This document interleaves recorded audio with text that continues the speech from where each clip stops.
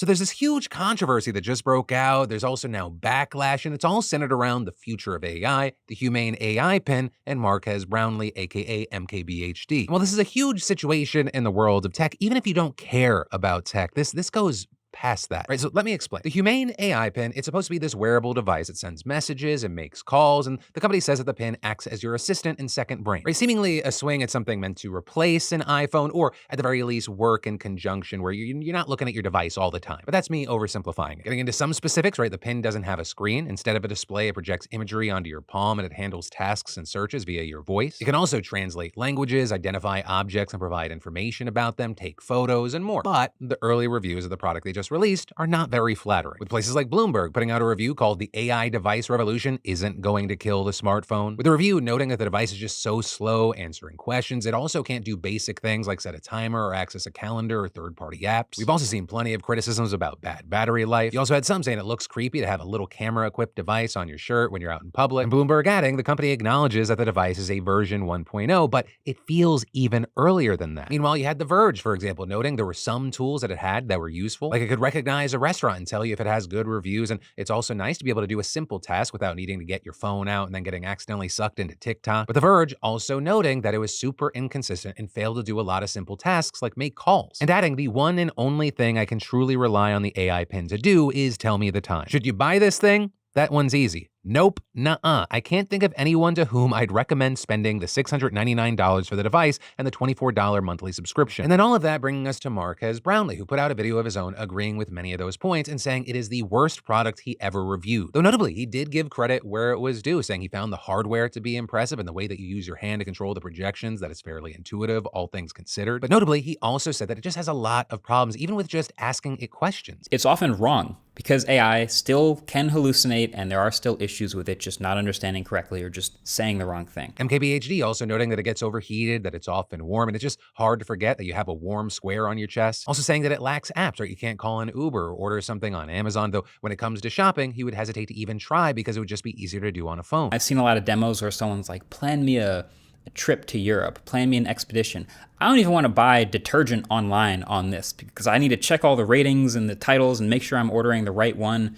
I do not trust that with just my voice. And even though you have outlets like the Washington Post saying this product is not trying to be an iPhone killer, you have some arguing that it's pretty clear Humane might be hoping for that, right? Because that potential goal actually creates one of the pin's biggest flaws. It does not connect to your phone at all. It gives you a different number and it exists totally separate, which is also why you had Marques calling this a victim of its future ambition. In order to get it to that future, they can't set the precedent now of connecting it to your phone, because then that means they have to remove that feature in the future, and they don't want to do that. So this device, as it exists today, is hamstrung by its ideal future version of itself. And so interestingly, with all this, even though there were so many bad reviews today, MKBHD, likely because he is one of the biggest creators in the world, became the poster child for not liking this device, with some even using this situation as a way to try to frame him as this like careless villain, with one of the most viral reactions coming from Daniel Vasallo, who screenshotted Marquez's video and wrote, "I find it distasteful, almost unethical to say this when you have 18 million subscribers. Hard to explain why, but with great reach comes great responsibility. Potentially killing someone else's nascent project reeks of carelessness. First, do no harm." Y'all, I don't know if you realize this. I often bend over backwards trying to figure out a way to respectfully convey my criticism. But I'm not going to take the time to do that today because this is one of the dumbest brain-dead takes I've ever seen in my life. We got Daniel out here for some reason almost quoting Uncle Ben and the Hippocratic Oath. Do no harm. Like he's a doctor? He's a tech reviewer and arguably saving people from spending $700 plus a monthly fee on something that arguably sucks, saving them the time and the frustration and the hassle of even if they can return it,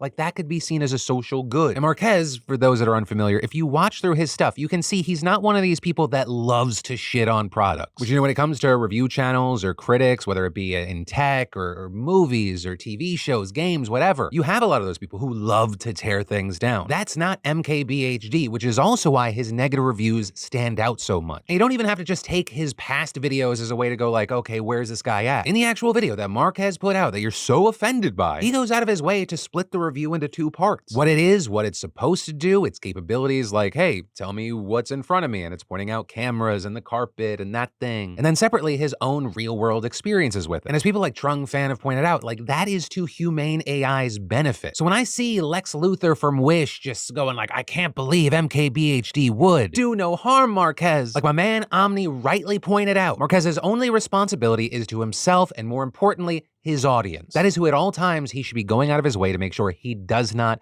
harm. That is the unspoken social contract that exists. It is not his job to run interference or PR for a company that publicly released a product at $700 with a monthly fee because version 1 of their product is lackluster. Future versions may be great, maybe it's sped up, maybe things get more accurate. But this review is about the here and now of what people can purchase and what they'll get. Now that said, I equally don't understand the people that like just love the fact that they get to shit on this product. To me, that's somewhat weirdo behavior because it's a lot of work and it's so hard to try to release something that's actually new. So I understand why some people may be sensitive to criticisms because a lot of those end up getting kind of like bulked in with the people that just, it's pure hate. But those things are not one and the same. But I guess kind of what I'm saying here is don't be stupid, stupid.